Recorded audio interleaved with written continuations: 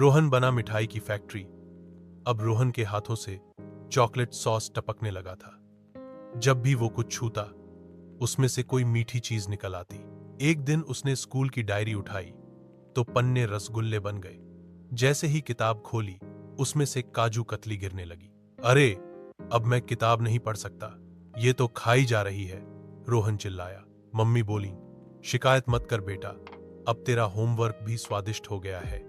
School में बच्चे अब उसे स्वीट बॉय रोहन कहने लगे। जब भी कोई उदास होता, रोहन हाथ मिलाता और उसकी हथेली में गुलाब जामुन निकल आता। टीचर भी बोले, रोहन, अगर अगले पीरियड में भी मिठाई निकाली तो क्लास कैंटीन में बदल जाएगी। लेकिन बात यही नहीं रुकी। एक दिन रोहन को छींक आ गई और रबड़ी दीवार पर उड़ गई। सब बच्चे तालियां बजाने लगे। छींक दो रोहन, हमें रबड़ी चाहिए। अब तो स्कूल में मिठाई वितरण हर दिन का काम बन गया। एक रविवार को जब रोहन सोकर उठा तो कमरे की दीवारें इमरतियां बन गई थीं और तकिया मालपुआ।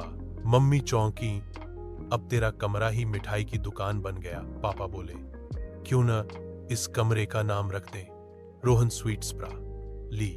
उसी दिन एक बड़ा हलवाई आया और बोला, बेटा, हमारे साथ मिल जाओ, हम दुनिया की सबसे बड़ी मिठाई की फैक्ट्री खोलेंगे और तू बनेगा उसका मालिक। अब रोहन ने स्कूल के साथ साथ अपना एक ऑनलाइन मिठाई ब्रांड भी शुरू कर दिया, मैजिक मिठाई बाय रोहन। ऑर्डर आते ही वो अपने हाथ हिलाता और टपकती चॉकलेट, जलेबी, बर्फी से मिठाई तैयार हो जाती।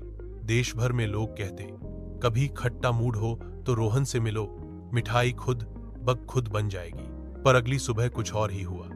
जैसे ही रोहन ने दांत ब्रश किए, टूथपेस्ट की जगह जलेबी की चाशनी निकलने लगी। अब ये क्या नई मिठाई चालू हो गई? उसने सिर पकड़ लिया। बाहर से मम्मी हंसते हुए बोली, लगता है अगला कदम मिठाई वाला टूथपेस्ट है।